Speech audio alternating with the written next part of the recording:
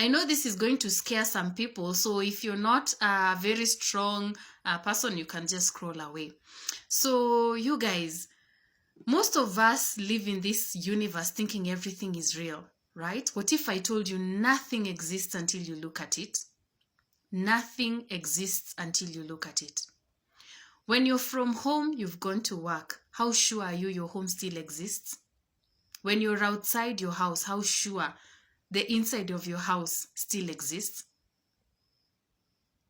When you're alone in your house, how sure your family members that you're not with them at that point, or maybe your friends and everyone exists, unless your mind reminds you? So let's take the mind out of the equation. If the mind was not there to remind you that those things are there, what other proof do you have that unless you look at something, it does not exist? That even the things that you think exist behind you don't exist until you look at them. Like a video game. You render as you move. You render as you move. Even when you're inside the house, how sure are you the outside exists if it's not the mind reminding you that there's an outside? So all your friends live in your mind. So everyone lives in your mind. All experiences live in your mind.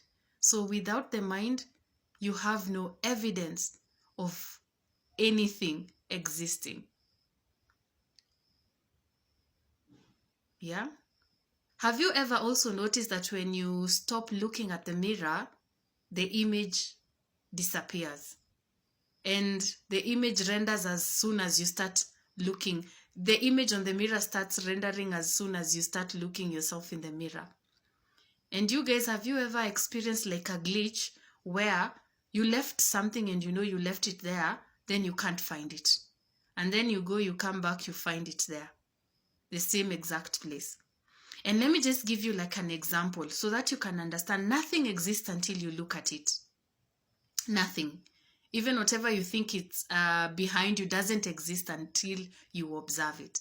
Have you ever tried to spin round so fast? So fast. What happens? You get dizzy and the image starts getting blurry, you know, because you're trying to render the simulation too fast. Because you're trying to render and it can't render that fast. That's why the image becomes blurry and you feel dizzy so that you can stop. There is a day I wanted to comb my hair here in the sitting room. And then I was looking for my comb and I had it. I was looking for my comb and I couldn't find it. So you know what I did? Nowadays, I just communicate with the things around me.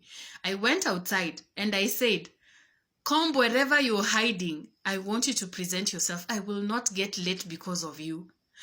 And then after that, I think, I don't know what I was doing outside. Coming back inside the house, I find it on top of the table.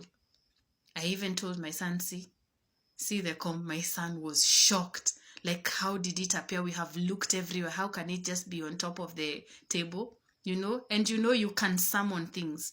You can summon things. If you're looking for your socks and you cannot see it, summon it. Tell it to present itself. Everything is conscious. It will present itself, I'm telling you.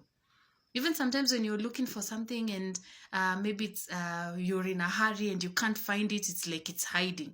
Summon it. Tell it to present itself and watch. Tell it and watch it present itself. You know? So nothing exists. Nothing exists until you look at it. And even quantum physics also talks about this. The observer effect, where particles would behave differently when observed. You know? When they are observed, they behave differently than when they are not observed. You see? The observer effect. And this is very good news. Very good news, because it means like if I don't want to experience problems, why should I perceive it? And when I talk about perceiving, not just in the physical sense, but also mentally. If I don't want to experience something in my reality, why entertain it in my mind? Why? You know, why?